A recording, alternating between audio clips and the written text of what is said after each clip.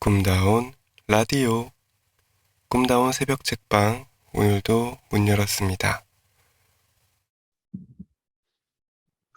82페이지입니다.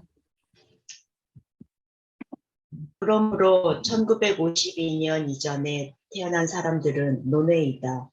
동시에 너무 젊어서도 안 된다. 아무리 1975년의 무대에 뛰어들고 싶을지라도 고등학교에 다니고 있어야 가능하게 됩니다.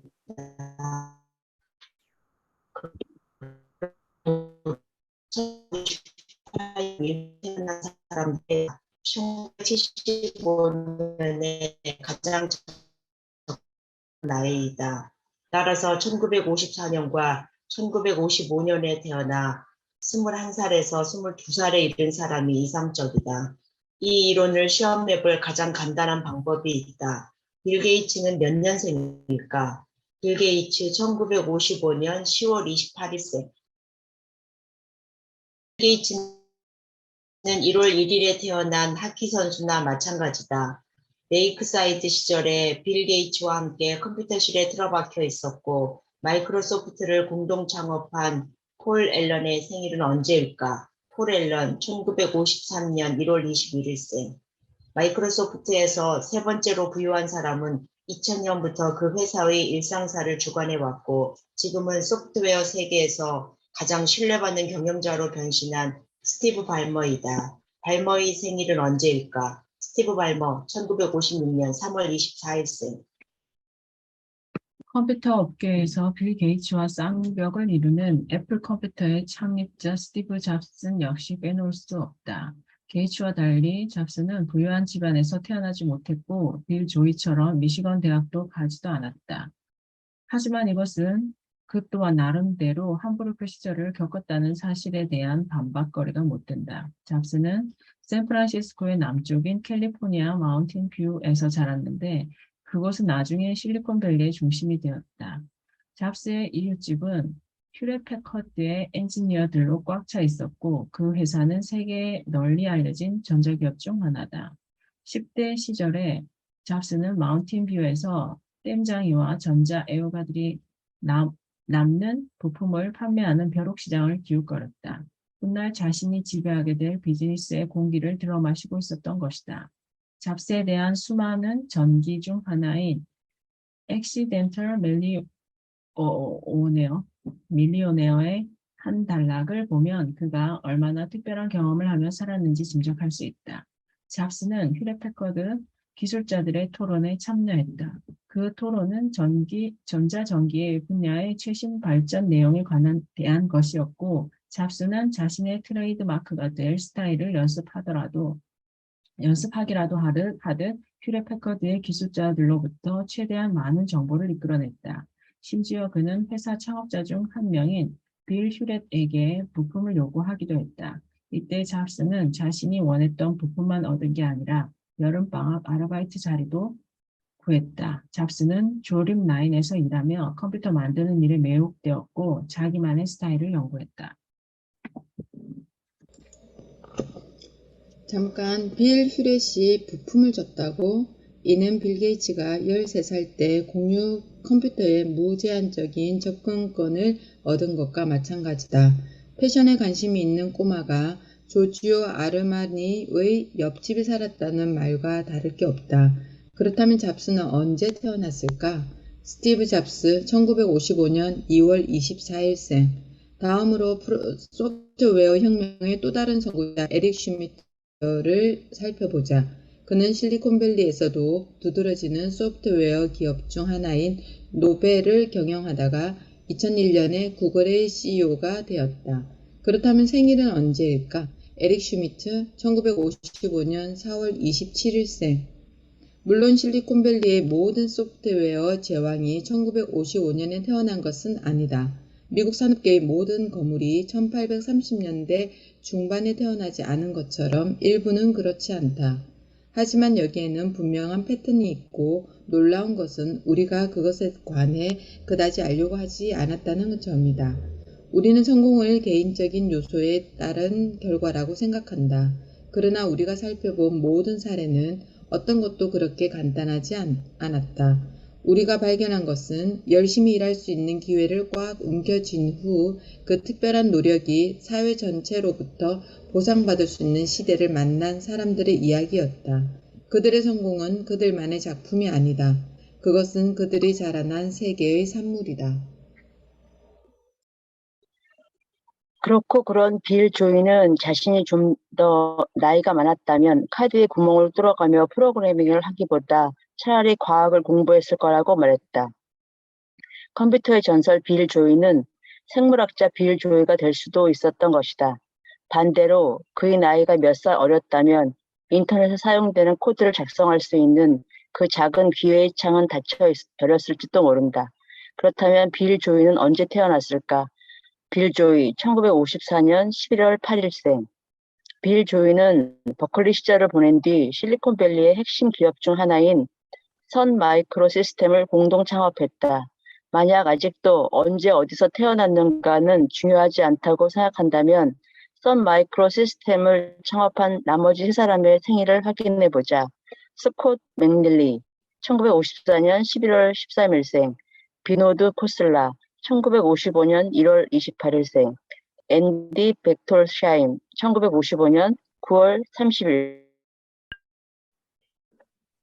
위기에 빠진 천재들. 한 소년의 높은 IQ는 수많은 영리한 소년과 만났을 때 거의 도움이 되지 않는다. 미국에서 가장 똑똑한 사나이의 딜레마. 미국의 TV쇼 1대 100은 2008년 시즌 5번째 에피소드에 크리스토퍼 랭건을 특별 게스트로 초청했다. 1대 100은 TV 퀴즈쇼 누가 백만장자가 되기를 원하는가의 성공의 영향을 받아 생겨난 많은 TV쇼 중 하나다. 그 쇼에는 군중이라 불리는 100명의 평범한 사람이 등장하고 그들은 매주 특별히 초청된 게스트와 지식을 겨룬다. 상금이 100만 달러나 걸려있는 이 퀴즈쇼의 게스트는 100명보다 문제를 더 잘 맞힐 수 있을 만큼 똑똑해야 한다. 방송이 시작되자 내레이션이 깔렸다. 오늘 밤 군중은 가장 날카로운 적수를 만났습니다. 미국에서 가장 똑똑한 사람, 크리스토퍼 랭건입니다. 카메라는 작달막하고 근육질인 50대 남성을 천천히 비춰주었고 내레이션은 계속되었다. 평균적인 사람의 IQ는 100입니다. 아인슈타인은 150이었죠. 크리스의 IQ는 195입니다. 크리스는 그 뛰어난 두뇌를 이용해 우주에 대한 이론을 만들어가고 있습니다. 그렇다면 그 머리가 100만 달러를 향해 달려드는 군중을 상대로 충분히 능력을 발휘할까요? 지금 1대 100을 주목해 주십시오. 불이 꺼지고 랭건은 큰 박수 소리와 함께 무대 위로 내려왔다. 쇼의 진행자인 밥 사겟이 랭건을 마치 실험실에나 어울릴 법한 특별한 종인 것처럼 바라보며 물었다. 1대 100에서 좋은 성적을 거두기 위해 그렇게까지 지적일 필요는 없다고 생각하지 않나요? 사실 저는 그게 짐이 될 수도 있다고 생각합니다. IQ가 높으면 심오하고 깊이 있는 생각에 몰두하다 보니 사소하고 일반적인 상식에 대해서는 잘 모를 수 있습니다. 랭건은 무척 즐거운 듯한 표정으로 군중을 바라보았다. 그는 유명인사가 된 아웃라이어로 지난 10년간 미국인의 천재성을 대변하는 사람이라는 명성을 얻어왔다. 설명하기 어려운 두뇌의 소유자라는 이유만으로 그는 TV 뉴스쇼에 출연하고 잡지에 이름이 오르내렸으며 영화 제작자 에럴 모리스가 만든 다큐멘터리의 주제 인물이 되기도 했다. TV 뉴스쇼 20대 20은 신경정신과 의사를 고용해 랭건의 IQ 테스트를 의뢰한 적이 있는데 그만 그의 점수가 차트를 넘어서고 말았다. 정확히 측정할 수 없을 만큼 높았던 것이다. 평범한 IQ 테스트로는 측정이 되지 않는 특별한 사람들을 위한 슈퍼 IQ 테스트를 받을 때 그는 한 문제를 빼고 모두 맞췄다. 그는 생후 6개월부터 말하기 시작했고 10대 초반에 농장에서 일하며 이론 물리학 분야의 책들을 폭넓게 읽어 나갔다. 16살에는 버트런드 아서 레스웰과 엘프 리드 노스 화이트헤드가 쓴 어렵기로 유명한 수리 철학의 걸작 수학의 원리를 읽고 스스로 진로를 결정했다. 그리고 시험을 보는 도중에 잠깐 졸긴 했지만 SAT에서 만점을 받았다. 크리스의 동생 마크는 고등학교 시절에 형이 무엇을 공부했는지 들려주었다. 수학하고 프랑스어, 러시아를 1시간씩 했죠. 그리고 철학책을 읽었습니다. 종교적인 자세로 매일 이런 공부를 했어요. 그의 또 다른 동생 제프도 한마디 거들었다. 형이 14살이었나 15살이었나 재미삼아 그림을 그리면 사진처럼 똑같았어요. 15살 때는 지미 핸드릭스의 기타 연주를 따라할 수 있었죠. 형은 수업을 절반 정도만 들었던 것 같아요. 그냥 시험만 봐도 될 정도로 선생님께 배울 게 없었죠. 우리에게는 그것이 무척 신기했어요. 형은 한 학기 분량의 교과서를 이틀 만에 다 보고 자기가 읽고 싶은 책을 보다가 다시 수업에 들어가곤 했죠. 그러고는 또다시 자기가 하고 싶은 일로 돌아갔어요. 1대 100의 세트 위에 앉은 랭거는 침착했다. 그는 주제 근처에서 맴돌지 않았고 정확한 답을 찾기 위해 고민하거나 이미 말한 대답을 번복하지도 않았다. 또한 글쎄요 처럼 대화를 부드럽게 하기 위한 단어는 일절 사용하지 않았고 마치 행진하는 군인들처럼 밝고 명료하게 또박또박 말을 이어갔다. 사겟이 던지는 모든 질문을 그는 가볍게 튕겨냈다. 이미 얻은 상금이 25만 달러에 이르렀을 때 그는 더 많은 상금을 받기 위해 지금까지 번 것을 잃어야 할 위험을 무릅써야 할지를 놓고 잠시 머릿속으로 계산을 하는 듯 했다. 갑자기 그는 멈추었다. 현금을 받겠습니다. 그는 사객과 악수를 한 후 내려왔다. 천재다운 모습 그대로 정상에서 내려왔던 것이다. 어린 천재, 집단의 미래. 제1차 세계대전이 막 끝났을 무렵 스탠퍼드 대학의 젊은 심리학자 루이스 터머는 헨리 코엘이라는 소년을 만났다. 가난과 혼란 속에서 자라난 코엘은 7살 이후로 학교에 가본 적이 없었다. 하지만 스탠퍼드 대학에서 멀지 않은 곳에 위치한 자그마한 학교 건물의 관리인으로 일했던 코엘은 수업 내용을 훔쳐보고 학교 피아노를 몰래 연주하며 허기진 지식을 조금이나마 채웠다. 전 세계에서 사용하는 표준형 스탠퍼드 비뇌 검사를 만든 터머는 코엘의 IQ를 측정해 보기로 했다. 소년의 IQ는 140이 넘었고 가히 천재 수준이었다. 터머는 큰 충격을 받았다. 진흙 속에 묻힌 진주가 얼마나 더 많이 있을 것인가. 또 다른 사람을 찾아 나선 그는 알파벳을 생후 9개월에 익힌 소녀와 4살의 디킨스와 세익스피어를 읽는 소녀를 발견했다. 그뿐 아니라 인간이 그토록 긴 법률적 판례 문구 하나하나를 모두 기억해내 정확하게 다시 쓸 수 있다는 것을 교수가 믿어주지 않아 로스쿨에서 쫓겨난 젊은이를 찾아내기도 했다. 1921년 터머는 재능 있는 이들에 대한 연구를 필생의 과제로 삼기로 했다.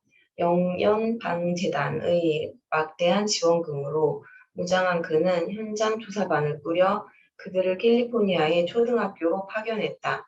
그들은 각 학급의 교사에게 가장 명석한 아이가 누구인지 물어 그 아이들에게 지능검사를 실시했다. 상위 10% 안에 속하는 아이들은 두 번째 지능검사를 받았고 이때 130을 넘긴 아이들은 세 번째 IQ 테스트를 받았다. 그리고 그 결과를 종합해 명석한 아이들 중에서 최고를 가려냈다. 조사를 마쳤을 때 터머는 초등학교와 중등학교 학생 25만 명을 검사해 IQ가 평균적으로 140이 넘고 200에 다다르는 1470명의 학생을 출연했다. 터마이트로 불린 이 어린 천재 집단은 이후 역사상 가장 유명해질 심리학 실험의 대상자였다. 일생 동안 터머는 이들을 마치 어미닭처럼 지켜보았다. 그들은 평가, 분석, 추적, 실험의 대상이었고 교육 성과, 결혼, 질병 이력, 정신건강 차트, 직업 변화, 승진 등이 모두 엄격하게 기록되었다. 터머는 그의 실험 대상자들을 위해 직장 및 학교 추천서를 아낌없이 써주었고 자신의 상담과 조언이 담긴 천재 유전학이라는 두껍고 빨간 책들을 편찬했다. 정신적인 요소를 제외한다면 개인의 성공에 지능만큼 중요한 것은 없다라고 말했던 터머는 높은 지능 지수를 가진 사람들에 대해 강한 믿음을 보였다. 우리는 과학, 예술, 정부, 교육, 사회적 복리를 전반적으로 증가시킨 지도자들의 성취를 잘 살펴봐야 한다.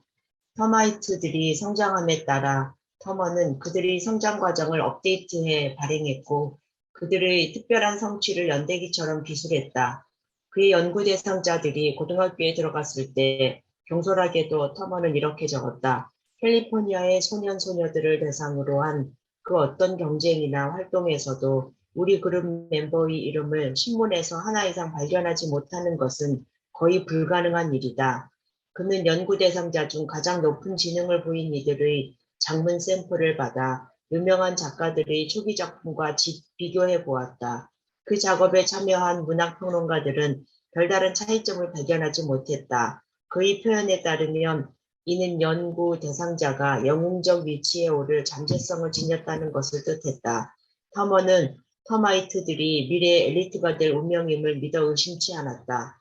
터먼의 발상은 오늘날 우리가 생각하는 성공의 핵심을 이루고 있다. 실제로 학교는 재능 있는 학생들을 위한 프로그램을 운영하고 엘리트 학생들은 지능검사, 예를 들면 SAT 같은 것을 입학 조건으로 요구한다. 또한 구글이나 마이크로소프트 같은 하이네크 기업은 그러한 믿음 아래 입사 희망자들의 인지 능력을 세심하게 측정한다. 그들은 가장 높은 지능 지수를 지닌 사람이 잠재성도 가장 클 거라는 생각에 사로잡혀 있다. 마이크로소프트의 경우 입사 응시자들은 자신의 영리함을 입증하기 위해 몇 가지 질문에 대답해야 한다. 가령 맨홀 뚜껑은 왜 둥근가와 같은 것 말이다. 정확하게 대답하지 못하는 사람은 마이크로소프트에 입사할 만큼의 똑똑하지 못한 것으로 평가받는다.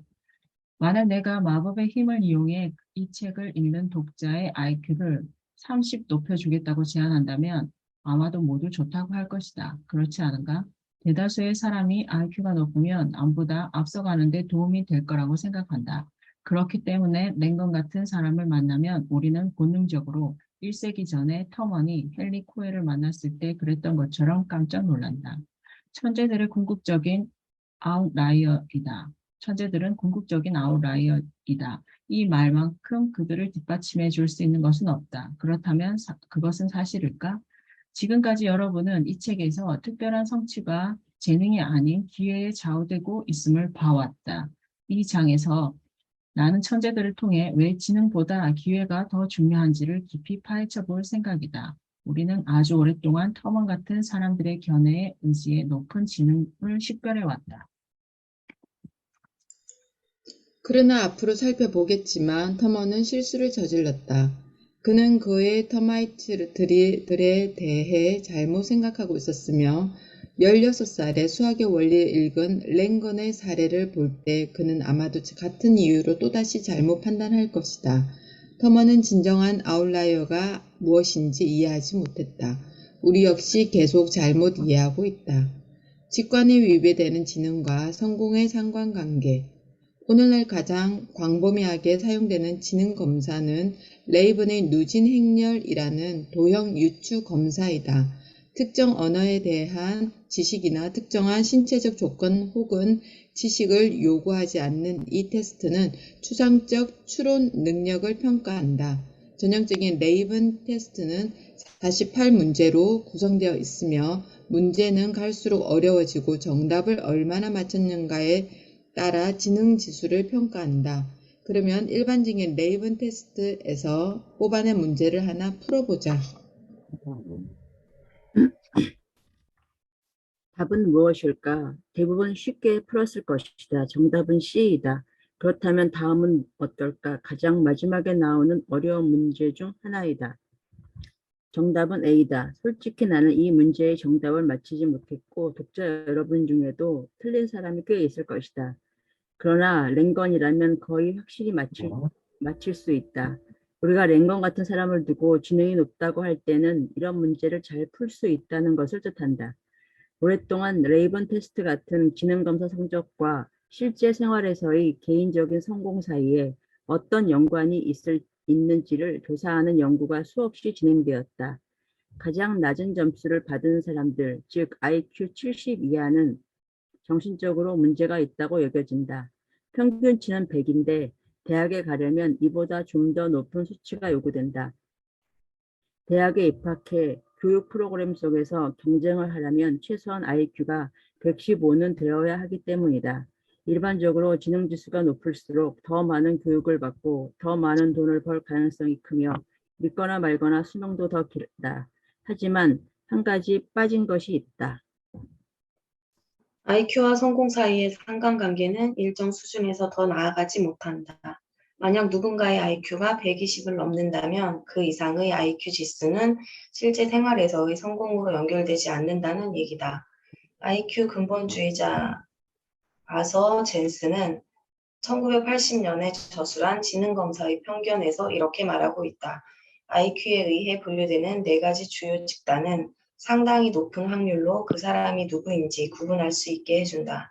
정상적인 학교에 들어갈 수 있느냐 없느냐, IQ 10, 초등학교 과정을 이수할 수 있느냐 없느냐, IQ 75, 고등학교 정규 과목을 성공적으로 습득할 수 있느냐 없느냐, IQ 105, 4년제 대학에 들어가 대학원 수준의 공부를 하거나 전문적 지식을 익힐 수 있느냐 없느냐, IQ 115에 따라 그 사람의 인생이 판이하게 달라지는 것은 당연한 일이 아닌가? 하지만 115를 넘어서면 지능지수의 성공의 척도나 성취의 판단 요소로서 그다지 중요하지 않다.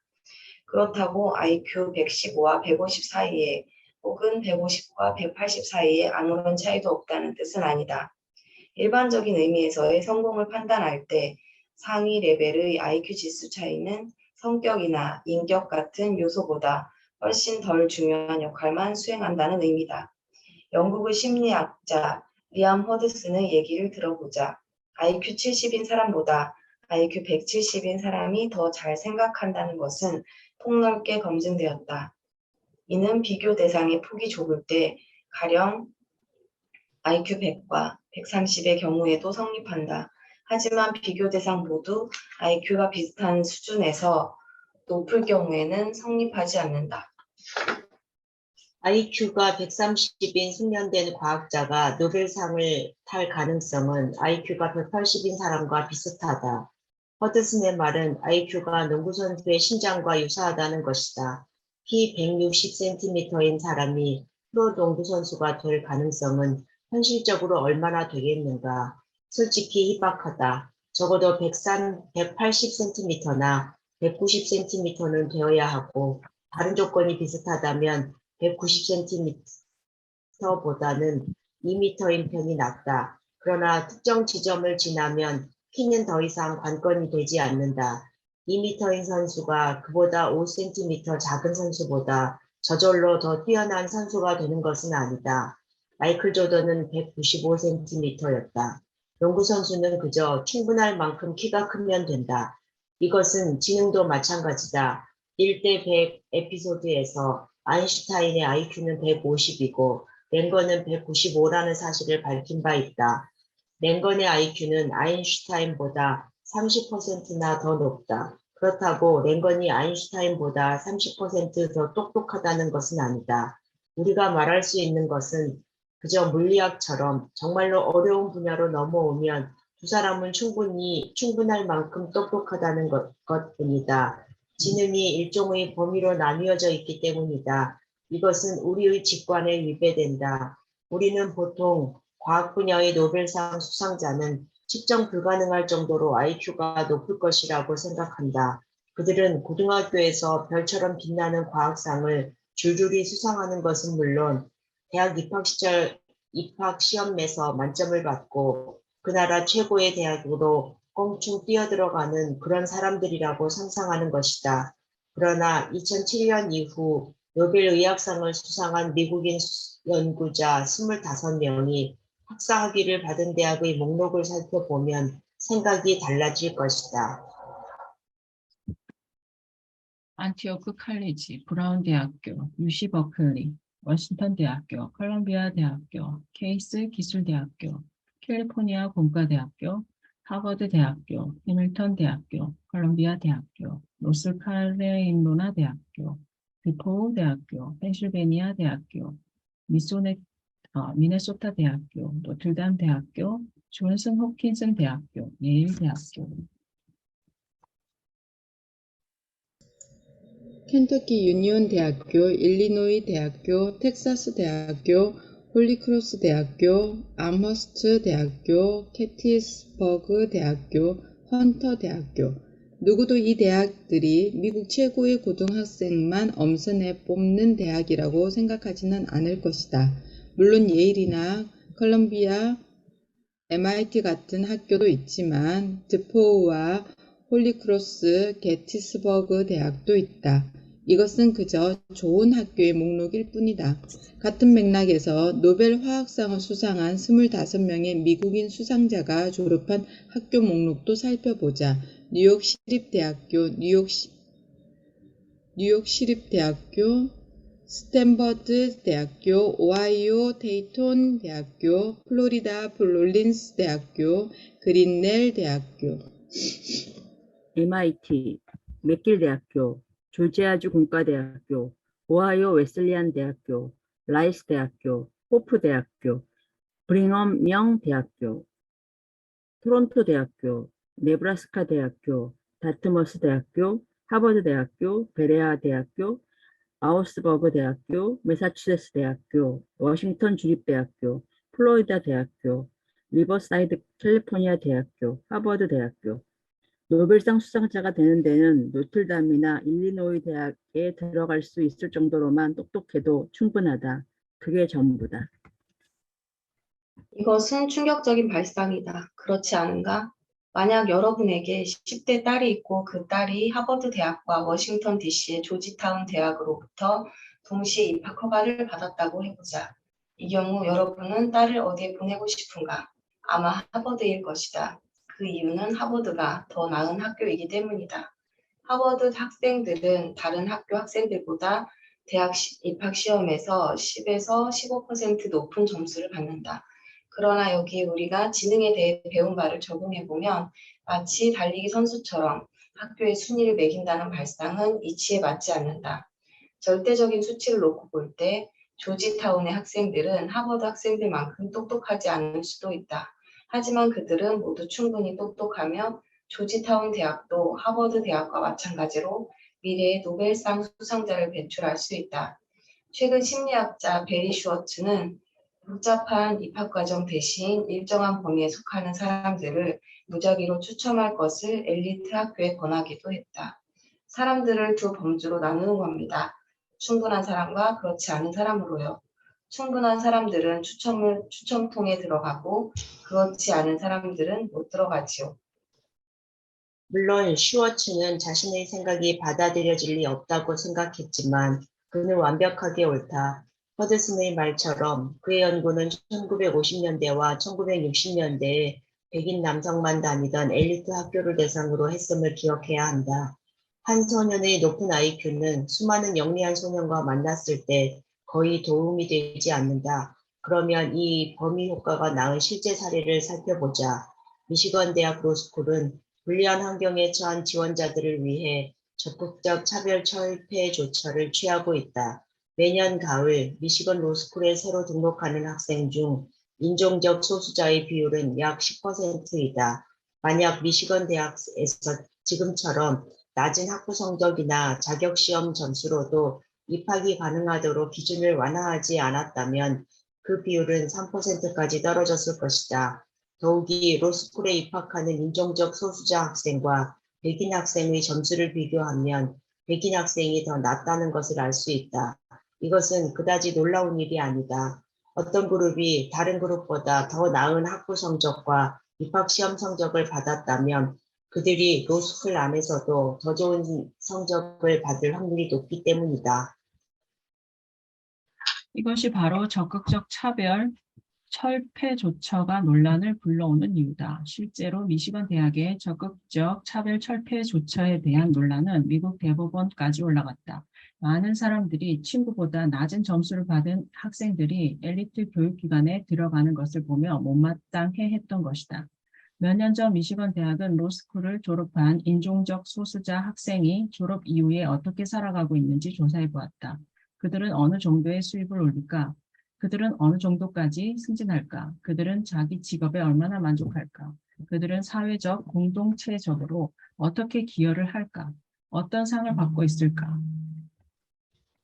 실제로 미시건 대학은 현실 세계에서 성공의 지표가 될 만한 것을 모두 검토하고 분석했다. 그 결과 놀라운 사실이 발견됐다. 미시건 대학의 연구진 중 한 명인 리처드 램퍼드는 이렇게 말했다. 우리는 인종적 소수자 학생이 대체로 잘 해내가고 있다는 것을 알았습니다. 물론 졸업생 중 많은 수가 그럭저럭 해나가고 있긴 하지만 사실은 백인 졸업생에게 못 미치는, 다시 말해 절반 정도만 기대하고 있었죠. 그런데 정말 놀라운 결과가 나왔더군요. 졸업생들은 어떤 점에서도 거의 차이를 보이지 않았습니다. 결국 졸업생이 현실 세계에서 얼마나 잘 해내가는지에 초점을 맞춘다면 인종적 소수자 학생도 결코 뒤지지 않는다는 얘기다. 그들이 백인 학생만큼 성공적으로 살고 있다는 것을 연구 결과가 보여준다. 그 이유는 무엇일까? 미시건 대학의 기준에서 볼 때 인종적 소수자 학생이 백인 학생에 미치지 못하긴 하지만 사실 로스쿨에 들어올 정도의 학생은 이미 높은 범위에 속해 있기 때문이다. 그들은 충분히 똑똑하다. 단지 상대적 평가 기준에 휘둘렸을 뿐이다. 여기까지 하겠습니다. 사진 찍겠습니다.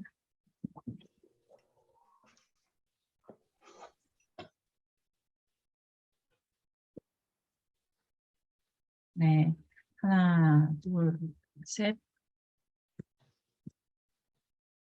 네, 감사합니다. 수고하셨습니다. 하셨습니다. 수고하셨습니다. 수고하셨습니다. 끝난 거예요? 여기는 지금 1차는 끝났다.